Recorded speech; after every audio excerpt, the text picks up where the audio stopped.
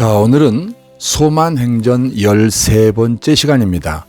사두개인의 신앙이라는 제목으로 사도행전 5장 17절 이하의 말씀을 함께 읽어가면서 은혜를 나누고자 합니다.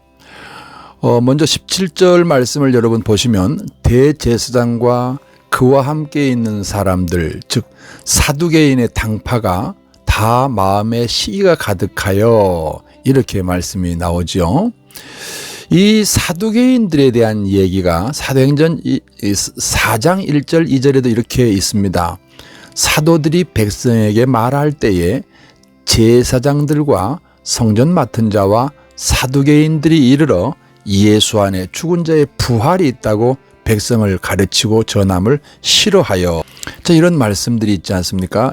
그래서 이 사두개인에 대해서 오늘은 좀 말씀을 좀 나누려고 합니다. 이 사두개인은 신약시대 유대교에서 활동하던 종파 중에 하나입니다. 주로 우리가 알고 있는 바리새파와 대조를 이루는 그런 사람들이 사두개파, 사두개인들입니다. 이들은 주로 제사장 계층으로 구성되어 있었고요. 죽은 자의 부활을 믿지 않고 천사를 믿지 않고 영을 믿지 않는 사람들, 그래서 현세주의적인 견해를 가지고 있는 사람들입니다. 이 사두개파 사람들은 진보적입니다. 또 자유주의 속하여 있는 자유주의자들입니다. 이성주의자들입니다. 합리주의자들이라고 할 수도 있어요. 이들은 예수님의 동정녀 탄생 안 믿습니다. 남자와 여자가 결혼을 해야지 아이를 낳을 수 있는 거지 어떻게 여자가 혼자 애를 낳느냐. 그리고 예수님이 부활 안 믿습니다. 예수님이 십자가에 죽었는데 어떻게 살아날 수 있느냐, 안 믿는 거죠. 이것이 사두개인들의 신앙 내용입니다. 이들은 이성으로 이해되는 것, 그리고 자기에게 이익이 되는 것, 이런 것을 선택적으로 받아들입니다. 그런데 오늘날 교회 안에 이런 사두개파적 신앙인들이 있어요. 교회에 나와서 출석하고 설교도 듣고 또 예배 시간에 찬송도 합니다. 그러나 설교를 들을 때 이 성경적 가치 또는 그 진리에는 무관심합니다. 그러면서도 이들은요, 자기 신념 속에 이익이 되는 것, 예를 들면 자식 잘 되는 거, 돈을 많이 버는 거, 출세하는 거, 몸이 건강해지는 거, 오래 사는 거, 이런 거는요 받아들입니다. 그리고 이들은요, 우리 주님을 위해서 몸을 들여 헌신하는 거라든지 또 기도하는 거라든지 전도를 하는 거라든지 헌금하는 거라든지 이런 거는요 거부합니다. 자기에게 있는 것을 빼앗긴다는 그런 생각을 하기 때문에 거부해요. 그리고 큰 관심이 없습니다. 그러니까 교회를 다니고 있지만 이 사람들은 기독교인이 아닐 수 있습니다. 그저 교회에 다닌다고 하는 사실을 통해서 스스로 그것으로 위안 삼고 사는 사람들이에요. 그러면은 기독교인이 누굴까요? 이 기독교인이 누군지를 말하기 전에 먼저 기독교, 우리가 늘 사용하는 기독교라는 이 단어에 대해서 좀 이야기를 먼저 해드리겠습니다. 이 기독교는요, 헬라어로 크리스토스와 영어로는 크라이스트를 우리말로는 그리스도라고 이렇게 표기합니다. 이 표기가 중국식으로는 기리사독이 됩니다. 그리스도, 기리사독 비슷하죠? 이렇게 음력이 됩니다. 그런데 여기에서 기자와 독자를 섞어서 기독, 이렇게 부르는 겁니다. 이 교자는 가르칠 교자고요. 이렇게 해서 기독교라고 하는 그런 단어가 이렇게 우리가 지금 사용하고 있는 겁니다. 그런데 이 기독교의 핵심 진리를 좀 알아야 돼요. 이거는 로마서 10장 9절 말씀을 여러분들은 참고해 보셔야 됩니다. 자, 제가 읽어드릴게요. 네가 만일 네 입으로 예수를 주로 시인하며 또 하나님께서 그를 죽은 자 가운데서 살리신 것을 네 마음에 믿으면 구원을 받으리라, 이렇게 말씀을 하십니다. 그러니까 기독교 기독교인이 뭐냐, 누가 기독교인이냐 할 때 예수님이 이 땅에 오셔서 그리고 십자가에 달려 죽으시고 부활하셨다는 것을 믿는 사람들, 이 사람이 기독교인들인 거예요. 사도행전 5장 30절 이하를 읽어보면 너희가 나무에 달아 죽인 예수를 우리 조상의 하나님이 살리시고 이스라엘에게 회개함과 죄 사함을 주시려고 그를 오른손으로 높이사 임금과 구주로 삼으셨느니라, 이렇게 말씀하십니다. 우리를 구원하시는 구주가 되는 조건이 있습니다. 바로 죽으셨을 뿐만 아니라 반드시 부활해야만 합니다. 부활이 없다면 우리의 구세주가 될 수가 없어요. 기독교는 우리가 지은 죄를 위해서, 원죄 말입니다. 죄를 위해서 하나님께서 동정녀의 몸에서 사람으로 태어나셨습니다. 그리고 그분의 이름이 예수예요. 이 예수님이 우리를 대신해서 십자가에 죽으셨습니다. 그리고 우리의 구원을 이루신 것을 확실히 증명해 주신 것이 바로 부활입니다. 그리고 예수님은 그 일을 다 이루시고 이제 승천에 올라가셨습니다. 그 이후에 다시 이 땅에 재림하여 오신다는 것, 이것을 믿는 것이 기독교인입니다. 이 고백을 늘 하는 것이 우리가 사도신경이지요. 여러분도 사도신경 한번 해보시기 바랍니다. 이걸 우리는 믿는 거예요. 자, 그런데 오늘 이 사두개인들의 신앙에 대해서 조금 더 나눠보겠습니다. 이 사두개인들이 이 사도들을 잡아서 옥에다 가둡니다. 그리고 경비를 철저하게 세우지 않습니까? 문을 잠그고 경비병들을 앞에 두고 그들을 지킵니다. 자, 그리고서 이제 사도들을 불러내서 신문하려고 감옥에 군사들이 가보니까 이게 사도행전 5장 23절입니다. 이르되 우리가 보니 옥은 든든하게 잠기고 지키는 사람들이 문에 서 있으되 문을 열고 본즉 그 안에 한 사람도 없다, 이렇게 보고를 합니다. 여러분, 문도 그대로 잠겨져가 있고 경비병들도 그대로 제자리에서 서서 철통 경비를 하고 있는데 사람이 감쪽같이 바람같이 사라져버린 거예요. 자, 이 얘기를 여러분 우리는 어떻게 받아들일 것이냐, 또 이 부분이 성경은 우리에게 무엇을 가르쳐주고자 하는 것이냐, 그러면 바로 하나님은 이런 분이라는 것입니다.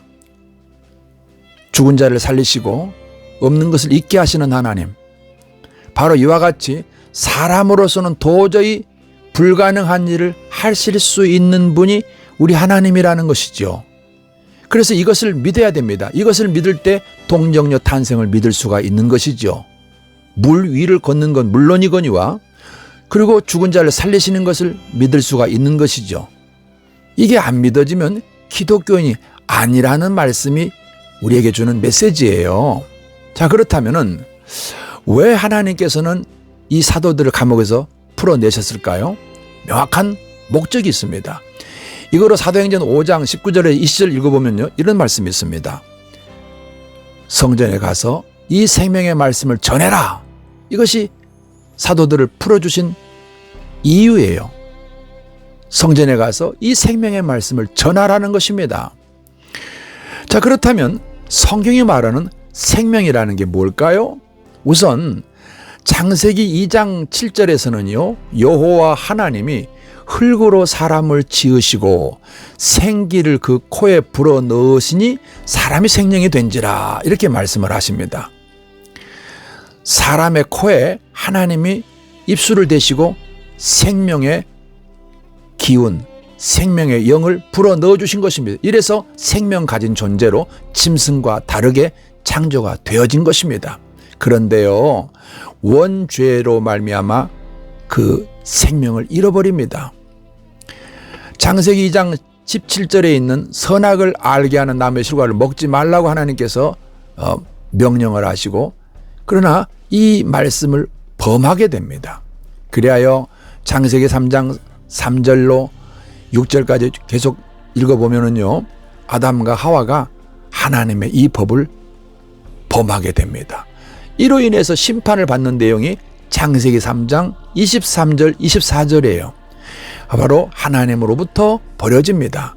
하나님과의 관계로부터 분리되어 쫓겨납니다. 이 상태를 에베소서 2장 1절은 뭐라 그럽니까? 죄와 허물로 죽었다 이렇게 말씀을 하시지 않습니까? 이때 이후로 에베소 4장 18절 이하에는 하나님의 생명에서 떠나 있도다 이렇게 말씀하십니다. 우리 예수님께서 십자가에 죽으셨을 뿐만 아니라 부활하셨습니다. 그런 다음에 제자들을 다시 만납니다. 이게 요한복음 20장 22절이에요. 그들을 향해서 숨을 내쉬며 이르시되 성령을 받으라 이렇게 말합니다. 바로 이것은 창세기 2장 7절에서 그 코에 생명을 불어넣으신 것과 똑같은 개념입니다. 생명을 잃어버린 인간에게 생명의 영이 되시는 성령께서 이제 제자들 앞에 사도들 앞에 찾아오셔서 다시 이 생명의 숨을 불어넣어 주시는 것입니다. 이때로부터 해서 이 예수님을 구주로 영접한 사람들은 다시 태어나게 됩니다. 거듭남이라는 것이죠. 그래서 하나님의 생명 가진 새로운 탄생이 되는 것입니다. 그리고 요한복음 10장 10절에 보니까 내가 온 것은 양으로 생명을 얻고 그랬어요. 생명주로 오셨습니다. 생명을 잃어버린 인생에게 생명주로 오셔서 그 생명 주시려고 우리 대신 죽으시고 그 생명 주심을 확실히 보여준 사건이 바로 부활인 것입니다. 이제 여러분 이 생명이 여러분 안에 계시다고 하는 것은 바로 성령이 여러분 안에 내주하여 계시다는 것입니다. 그러면은 우리 안에서 이런 변화가 일어납니다. 우리도 이전에는 이성주의자적인 생각으로 합리주의적인 생각으로 따지기 좋아하고 예수님을 부정하고 부인했었는데 예수님이 내 안에 구주로 들어와 자리 잡으시고 내주하시는 그 순간부터 자꾸 예수님만 생각하면 눈물이 납니다. 그리고 내 죄를 위해서 대신 죽으신 것을 생각하면 가슴을 치며 회개하며 감사할 수밖에 없습니다. 어떻게 이런 변화가 일어납니까? 우리 안에 계신 생명이신 성령이 깨닫게 해주실 뿐만 아니라 생각나게 해주시는 것입니다. 2000년 전에 죽은 예수님이 오늘 나를 위해서 죽은 것이 믿어지는 것입니다. 이 생명 받은 자들이 바로 기독교인인 것입니다. 성도라고 부르는 것입니다. 이런 생명 가진 사람들의 삶은 바뀌게 되어 있습니다. 완전히 변화되게 되어 있습니다. 이 생명 받은 자가 어떻게 바뀌는지 한 사람의 예를 좀 제가 말씀을 드리려고 합니다. 청송교도소에서 근무했던 박효진 장로님이시죠. 이분이 쓴 책에 서성대라고 하는 제수자에 대한 얘기가 있습니다. 이분과 면담을 통해서 이분에게 이 서성대라는 제수자에게 복음을 전합니다. 그리고 예수님을 영접하게 됩니다. 하나님의 생명을 받았지 않았겠습니까? 그런데 이 사람이 하루는 찾아와서 공부하고 싶다는 것입니다. 이제까지 내가 예수님 몰라서 무지해서 죄만 짓고 살았는데 이제부터는 예수님을 생명으로 만났으니 사람다운 삶을 살고 싶으니 공부하게 해주십시오. 그래서 교도소 안에서 공부하는 그런 데 갈 수 있도록 해달라는 거죠. 그래서 이제 박효진 교도관이 도와서 공부를 하게 됩니다. 중졸 검정고시 합격을 해버립니다. 또 고졸 검정고시에 잇따라 합격을 합니다. 아예 자기는 기초도 없고 아무것도 모르니까 그저 책을 몽땅 외워버린다는 겁니다. 영어책도 처음부터 마지막까지 모든 문장을 다 외워버린다는 거예요. 취침 시간이 되면 깜빵에 불을 다 끈단 말이에요. 그러면은 취침등만 켜놓고서는 글씨를 읽을 수가 없대요. 그러면 담당 교도관에 부탁을 해가지고 이 책을 철창 너머 복도에 책을 놓고 복도에 밝은 불빛을 통해서 공부를 계속하는 이렇게 공부를 하더랍니다. 그리고 출소했어요. 나간 지 얼마 안 돼서 전화가 왔더랍니다. 그리고 4년제 대학에 합격을 해서 대학 이제 가게 됐다는 그런 얘기를 하더라는 거예요. 입학하고 4년 동안 정말 여러 사람들의 도움으로 대학을 마칠 수가 있었습니다. 그리고 나서 얼마 있다가 전화가 또 연락을 했는데 신학대학원에 입학을 했다는 것입니다. 그가 신대원 3년 동안 처절하게 자기와의 싸움을 싸우더라는 겁니다. 누가 도와주는 것도 한계가 있지 않겠어요? 그러면 잠시 휴학을 합니다. 그리고 아예 겨울방학이 되면 기도원에 올라간답니다. 밖에서 추운 겨울에도 텐트를 치고 살면서 꽁꽁 언 얼음물을 깨서 먹어가면서 그렇게 공부를 하는 거예요. 그렇게 해서 신대원을 졸업하고 이제 목사 고시를 합격을 합니다. 목사 안수를 받았어요. 그리고 대구에 만성교회라고 교회 개척을 했답니다. 조그마한 가정집 마루에 교회가 있고 그 단칸방에서 교회를 개척한 거예요. 이런데 성도가 있을 리가 없지 않습니까? 장가도 안 갔어요. 성도가 있어봤자 뭐 한두 명 정도 그렇게 있었답니다. 그럼에도 불구하고 그는 너무 자랑스럽게 기쁘게 예수님의 생명 가진 자가 바로 이런 사람인 것입니다. 그 예수님을 자랑을 하면서 복음을 전하며 목회를 하는 거예요. 교회 월세가 밀려가지고 힘들어질 때는 주변에 있는 뜻있는 목사님들이 찾아와서 격려하면서 이렇게 말했대요. 우리 교회 부목사로 받을 테니까 오세요. 사례비 다 드리고 먹고 살 수 있도록 해드릴 테니까 그리고 와서 전도하고 선교 하시면 됩니다. 그렇게 얘기하니까 아닙니다. 나를 구원하신 하나님께서 나를 모자란 나를 목사로 세우셔서 교회를 하게 하셨는데 어렵다고 교회를 그만두면 문을 닫으면 안 되지 않습니까? 내 목숨과 함께 이 교회는 계속 내가 목회를 해나가겠습니다. 그렇게 얘기를 하면서 그 어려운 가운데서도 가난과 싸워 이기면서 목회를 계속 하더라는 것입니다. 그러니까 이 소문을 듣고 그 세상 후배들이 늘 찾아온답니다. 깡패로 있을 때 후배들 말입니다. 그리고서 후배들이 형님 왜 이 고생합니까? 이거 식사도 제대로 못하고 밥도 못 먹는 걸 이거 왜 합니까? 우리 술집에 오셔서 그냥 앉아만 계시면 상무님으로 모시고 한 달에 500씩 드리겠습니다. 이런 유혹이 있어도 아니다. 하나님이 나 같은 사람을 살려주시고 영생을 주시고 목사로 세우셨는데 내가 이까지 가난 때문에 예수님을 부인할 수는 없지 않느냐? 그러고서 끝까지 그렇게 교회를 향해서 엎드려서 기도하면서 목회를 하더라는 겁니다. 어느 날도 교인이 한 사람 있는데 이 한 사람과 주일 예배를 드리고 헤어졌답니다. 그 한 사람 성도가 금요 기도회에 가서 교회를 문을 여니까 깜깜합니다. 근데 강대상 앞에 목사님이 엎드려 있더래요. 그래서 목사님 하고 불렀는데 대답이 없어요. 그래서 이렇게 흔드니까 이미 숨이 끊어진 상태로 죽어 있었던 것입니다. 그 추위 속에서 얼마나 아팠을까, 얼마나 추웠을까. 아무도 없는 그 깜깜한 강대상 앞에서 마지막 숨이 지는 그 과정을 생각해 보면 이 박효진 장로님이 참 가슴이 아프다는 그런 간증을 합니다. 그 마지막 순간에 얼마나 많은 사람이 보고 싶었을까 이렇게 하더랍니다. 오늘 예수님의 생명 가진 자의 삶이라고 하는 것은 분명히 다른 삶이 나타납니다. 날 위해 대신 죽으시고 내게 영원한 생명이 되어주신 그 예수 위에서 자신의 남은 시간을 믿음을 삶으로 살아내는 것입니다. 그때 예수님이 전해지게 되고 또 다른 생명이 잉태되어지게 되는 것입니다. 이 방송을 들으시는 여러분, 이 생명이 여러분 안에서 오늘도 숨쉬게 하고 오늘도 호흡하는 이유가 이 예수님의 사랑 때문입니까? 이제는 이 소식을 전해주는 일을 위해서 우리 힘을 다하십시다.